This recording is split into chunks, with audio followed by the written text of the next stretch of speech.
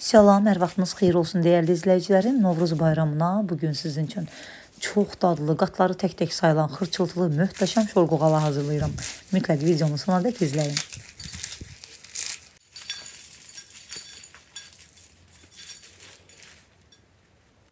Əvvəlcə xəmiri yoğurmadan öncə mayanı aktivləşdiririk. 1 yemək qaşığı dolu, yəni 10 qram quru mayanın üzərinə 1 yemək qaşığı şəkər tozu və ümumilikdə götürəcəyimiz 1 kiloqram undan 2 yemək qaşığı un üzərinə əlavə edirik. Bir də yarım stəkan ilıqdan azca isti süd götürüb üzərinə əlavə edib qarışdırırıq və mayanın üzərini örtüb 1-15 dəqiqə müddətində mayanın aktivləşməsini gözləyirik. Bu müddətdə də 1 kiloqram unun üzərinə 1 yemək qaşığı duz, 1 çay qaşığı sarı kök əlavə edib qarışdırırıq və bir kənarda gözlədirik. Artıq baxırıq ki, mayamız aktivləşib. Maya aktivləşdikdə 2 ədəd yumurta, 200 qram xama və 150 qram ərinmiş kərə yağını əlavə edirik unun üzərinə. Aktivləşmiş mayanı da qarışdıraraq üzərinə əlavə edirik. Və 1 stəkan da ilıqdan azacıq isti süd əlavə edərək xəmiri başlayırıq yoğurmağa. Ümumilikdə bu xəmirə 1 stəkan yarımdan bir hardasa 2-3 yemək qaşığı artıq süd istifadə olunur. Əvvəlcə yarım stəkan südlə mayanı aktivləşdirirəm. Daha sonra isə 1 stəkan südü də əlavə edərək başlayıram xəmiri yoğurmağa. Xəmir ələ yapışmayan çox yumşaq bir xəmir olmalıdır. Mayalı xəmir olduğu üçün bütün ərzaqlar ev temperaturunda olmalıdır. Çalışın ki, xamadır, yumurtadır, hər biri ev temperaturunda olsunlar. Gördüyünüz kimi çox yumşaq ələ yapışmayan bir xəmir olur. Tez mayalanması üçün xəmiri qalın büküb mayalanmağa qoyuram. Bu müddətdə də içlik hazırlayırıq. İçlik üçün 500 qram un götürürük. Unun kənar hissəsinə 150 qram ev temperaturunda tam yumşalmış kərə yağı əlavə edirik. Üzərinə 1 yemək qaşığı duz, yarım çay qaşığı qırmızı istiot, 1 yemək qaşığı sarı kök, 1 yemək qaşığı qovrulmuş üyüdülmüş raziyana və 1 yemək qaşığı da üyüdülmüş cirə əlavə edirik. Əvvəlcə yağı ədviyyatlarla, duzla bir yerdə biraz yaxşı qarışdırırıq. Sonra üzərinə 500 qram unu əlavə edərək başlayırıq umaç hazırlamağa. Onu da qeyd edim ki, hazırladığınız bu içliyi 2 dəfə qoğal hazırlamağa bəs edir. Bu içliyi hazırladıqdan sonra mən tavada mütləq qovururam. Çünki mənim içliyim artıq qaldığına görə qoğalın içliyi artıq qalanda biraz yağın dadı gəlir, tam verir. Ona görə mən həmişə içliyi hazır etdikdən sonra tavanın içərisinə əlavə edirəm və qazın orta atəşində 5-6 dəqiqə müddətində qovurub götürürəm. İçliyi hazırladıqdan sonra qovursanız 2 il belə, 3 il belə müddətində rahatlıqla qapağı bağlı vəziyyətdə bir şüşə bankanın içərisində soyuducuda saxlaya bilərsiniz. Yəni qətiyyən xarab olmur, dad vermir, dadı dəyişmir, çox gözəl qalır. Yox, əgər artıq qalmasını istəməsəniz, onda qoğalın içliyində olan ərzaqları 2-yə bölüb yarısında hazırlaya bilərsiniz. Amma mənə bu cür rahat olur. Hazırlayıram, baxın tavanın içərisinə əlavə edirəm və 5-6 dəqiqə müddətində qovururam, götürüb soyuduram. Siz bunun hazır olmağını necə biləcəksiniz? Amma qarışdıra-qarışdıra mütləq ocağın üzərində saxlamaq lazımdır. 2 barmaq arasında biraz belə umacdan belə barmağınızın arasında yoxlayanda görəcəksiniz ki, xışıldayır. Yəni bu cür olduqda demək hazırdır. Və götürürsüz, nə qədər istifadə edirsiniz, qalanı da tam soyduqdan sonra bir şüşə bankanın içərisinə əlavə edib qapağını bağlayıb soyuducunun buzluq olmayan adi gözündə yenə də qeyd edirəm 2 il belə müddətində saxlaya bilərsiniz. Qətiyyən dadı dəyişmir və çox rahatlıqla ikinci dəfə də götürüb istifadə edə bilərsiniz. Xəmir artıq çox gözəl mayalandı. Xəmir mayalandıqdan sonra əvvəlcə maya qoxusunun gəlməmək üçün bir qədər havasını alıram. Daha sonra isə kündələrim hamısı eyni bərabərdə olsun deyə xəmiri əvvəlcə tərəzidə çəkirəm. Xəmirin kütləsi nə qədər edirsə, həmin kütləni də 9 hissəyə bölürəm və həmin qramla da kündələrimi tuturam. Məndə burada 204-205 qramdan kündələrim alındı və xəmiri 9 hissəyə böldükdən sonra kündələyirəm. Kündələri də mütləq üzərini örtüb bir 20-25 dəqiqə gözlətmək lazımdır. Mütləq gözlədin ki, yayarkən rahatlıqla yayılsın. Bu arada da bütün xanım izləyicilərimi 8 mart Beynəlxalq Qadınlar Günü münasibətilə ürəkdən təbrik edirəm. Hər birinizə sevgi dolu, gözəl və mənalı, xoşbəxt günlər arzulayıram. Değerli izləyicilərim, kim hardan videolarımızı izləyərsə, hər birinizdən çox xahiş edirəm ki, videolarımızı izləyərkən zəhmətə dəyər verib, saniyənizi ayırıb, videolarımızı bəyənməyi unutmayın. Əgər bəyənirsinizsə, mütləq yaxınlarınızla da paylaşın. Hətta sosial şəbəkələrinizdə belə videolarımızın linkini paylaşa bilərsiniz. Mənə dəstək olan, videolarımı paylaşan, hər zaman rəylərdə xoş sözlər yazan hər kəsə, hər bir izləyicimə də burada ayrı-ayrılıqda öz təşəkkürümü bildirirəm. Allah sizləri var eləsin. Dəstəyiniz üçün hər birinizə minnətdaram. Kündələri 20-25 dəqiqə gözlətdikdən sonra bir-bir götürürəm, un səpərək yayıram. Mən əvvəlcə mənə rahat olsun deyə artıq bu üsulla hazırlayıram neçə illərdir. 2 kündəmi yayıram.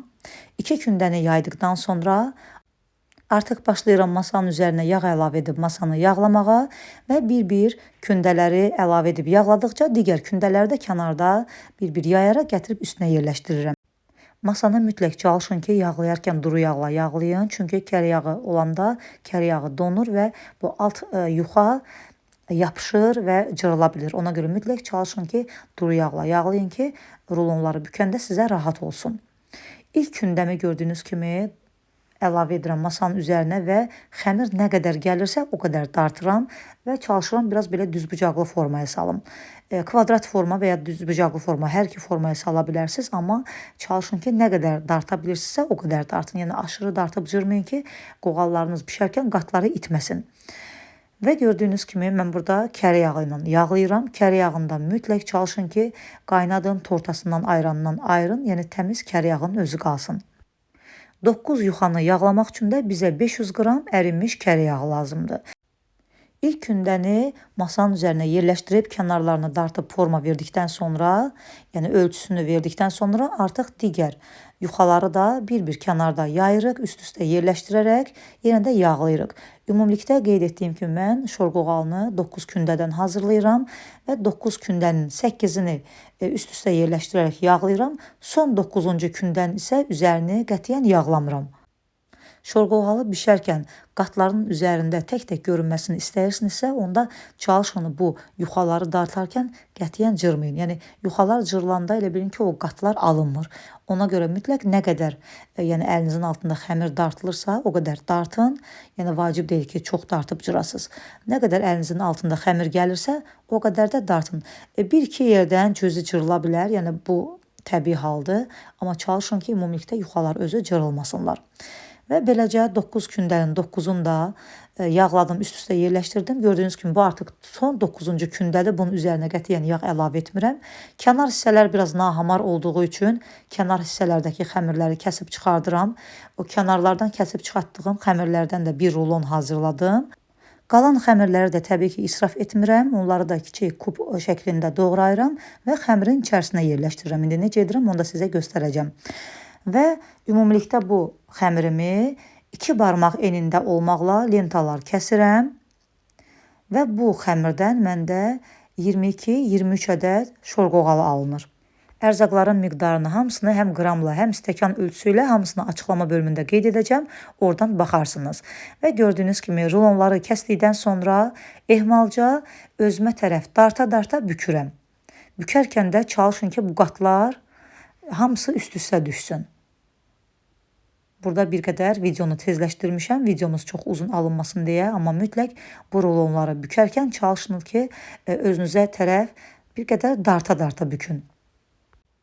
Bişirəcəyiniz şorqoğalların bu cür gözəl alınmasını istəyirsinizsə, onda mütləq çalışın ki, gözlədə hazırlayın. Baxın, bu rulonları bükdükdən sonra mütləq rulonların da üzərini örtüb, onları da gözlətmək lazımdır. Yəni birbaşa içərisini dəlib içlik yerləşdirmək olmaz.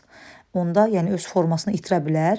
Hazır etdikdən sonra baxın kənar hissələri ki var idi, həmin xəmirlərdən baxın əlimdə tutduğum bu 1 ədəd rulon hazırladım. Yəni 1 ədəd şorqoğalı hazırladım. Qalan xəmirləri də belə kəsdim, yığdım. Üzərlərini örtdüm, bir yarım saat gözlətdim. Mütləq ən azı yarım saat gözlətmək lazımdır. Çünki xəmir biraz yumşalır, artıq içərisini dələndə, yəni bu dəlik açanda çox rahatlıqla həmin o dəliyi aça bilirsiniz. Yox, əgər kündəsini almasa, onda forma vermək qətiyyən olmayacaq. Və artıq öz kündəsini aldıqdan sonra gördüyünüz kimi rulonları əvvəlcə götürəndə mütləq hər iki üzünə baxmaq lazımdır. Hansı üzü biraz nahamardsa, həmin hissədən dəlik açırsınız və içli yerləşdirirsiniz. Baxın, indi burada sizə yenə göstərirəm. Baxın, hər iki üzünə baxıram. Bu hissə biraz nahamardır. Xəmirin kənar hissəsini gətirirəm orta hissəyə və bu hissədən yavaş-yavaş ehmalca açıram xəmirin içərisini və içlik olaraq da mən çox yox, 2 çay qaşığı içlikdən istifadə edirəm. İçlikdən yetərincə artıq qalır. Siz biraz çox sevirsinizsə, onda içliyi artıq da istifadə edə bilərsiniz. Mən içliyi əlavə etdikdən sonra gördüyünüz kimi bu cür bükürəm. Bir dəfəyə, yəni üzərindən sıxıb forma vermirəm. Hələ biraz gözləyirəm ki, bir 5 dəqiqədə qalsın. Yəni hamısını hazır etdikdən sonra, içliyi əlavə etdikdən sonra üzü aşağı vəziyyətdə salafanın altına hamısını yığıram. Ən sonda isə artıq başlayıram üzərindən belə yaslayıb forma verməyə. Hazırladığımız şorqovalının bu içliyini siz 2 kiloqram un içində rahatlıqla hazırlaya bilərsiniz. Çünki qeyd etdiyim kimi mən hər dəfə 1 kiloqram undan hazırlayanda demək olar ki, hazırladığım içliyin tən yarısı artıq qalır. Onu da bir şüşə bankaya yerləşdirirəm. Hazır qovrulmuş iç olduğuna görə soyuducuda qapağı bağlı vəziyyətdə saxlayıram. Yenə ikinci dəfə məsələn qoğal könlümdən keçərsə, bişirmək istəsəm, artıq mənə çox rahat olur. Bilirəm ki, soyuducumda hazır şorqoğalı içliyi var. Ona görə mütləq qoğalın içliyin qovurun. Yəni qovurun ki, saxlayasınız. Həm qovrulanda içliyi özü də dadlı olur. Qoğallar özü də dadlanır. Həm də rahatlıqla içliyi saxlaya bilirsiniz. Baxın, gördüyünüz kimi bu artıq ki xəmirlər kəsmişəm. Həmin xəmirləri də hər dəfəsində qoğalları belə hazırlayanda həmin xəmirdən götürürəm. Yəni israf olmasın deyə biraz əlimlə yayıram, bunu da içərisinə yerləşdirirəm. Görürsüz, hətta 1 ədəd, 2 ədəd belə içərisinə yerləşdirirəm. Bizdə içlik çox sevilmir deyə, ona görə mən 2 çay qaşığı içlikdən istifadə edirəm. Amma yəni yenə də qeyd edirəm, içlikdən artıq qalır, istəsəniz bol da istifadə edə bilərsiniz. Hamısını bu üsulla hazırladım. Görürsüz, salafanın altına yığmışam. Ən sonda isə artıq ilk hazırladığımdan başlayaraq götürürəm bir-bir və alt hissədən, bükdüyüm hissədən başlayıram yaymağa. Baxın, görürsüz, bu hissədən əlimlə biraz yaslayıram və belə hamısını yığıram. Qatlar da hamısı üzərində tək-tək görünür. Siz də bu üsulla hazırlasanız, inandırım sizlər ki, şorqoğallarınız çox gözəl alınacaq. Listə məsafəli şəkildə düzdüm və üzərlərini örtdüm. Listin içərisində də bir 35 dəqiqə müddətində gözlətdim. Bu mütləqdir ki, qoğallar mayalanmalıdır ki, bişərkən qəşəng şişsinlər, qatları bilinsin. Listin içərisində də mayasını aldıqdan sonra 3 yumurta sarısını 2 çay qaşığı duru yağ əlavə edib qarışdırırıq və şorqoğalların üzərinə çəkdikdən sonra üzərinə xaş-xaş və ya çörək otu səpib bişirə bilərsiniz. Mən bu dəfə üzərlərinə gül saldım. Gördüyünüz kimi bu cür gül alətim var və həmin bu gül alətini yumurta ağına bulayıram. Daha sonra isə xaş-xaşa bulayıb üzərlərinə gül forması salıram və orta hissəsinə də ağ küncü səpirəm. Görünüşü də həqiqətən də çox gözəl olur.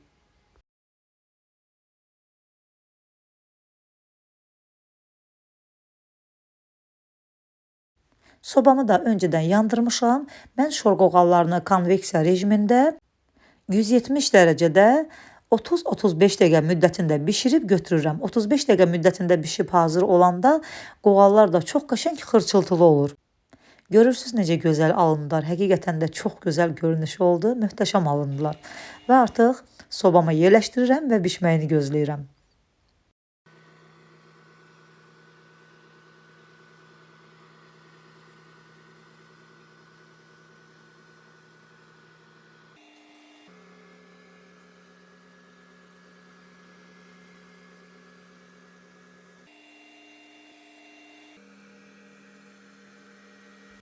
Budur, artıq hazırladığım şorqoğallar hamısı hazır oldu. Tam olaraq 23 ədəd şorqoğalı alındı. Gördüyünüz kimi qatlar hamısı üzərində tək-tək sayılır. Xırçıltılı, çox ləzzətli alınıblar. İnandırım sizi ki, yedikcə dadından doymaq olmur. Mütləq bu reseptlə, bu üsulla hazırlayın. 100% bilirəm ki, siz də çox bəyənəcəksiniz. Çalışın bu gözəl şorqoğaların videosunu, linkini mütləq yaxınlarınızla da paylaşın ki, onlar da bu üsulla hazırlasınlar. Görürsünüz necə gözəl alınıb.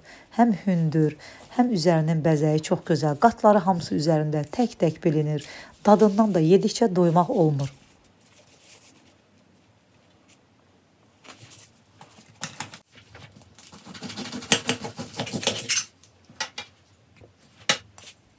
Baxın, gördüyünüz kimi bu da içərisinin qatları. Görürsünüz necə qatlar hamısı tək-tək sayılır. Bir sözlə həm bayram süfrəsinə, həm xonçalara yaraşan çox gözəl şorqoğallar alınır.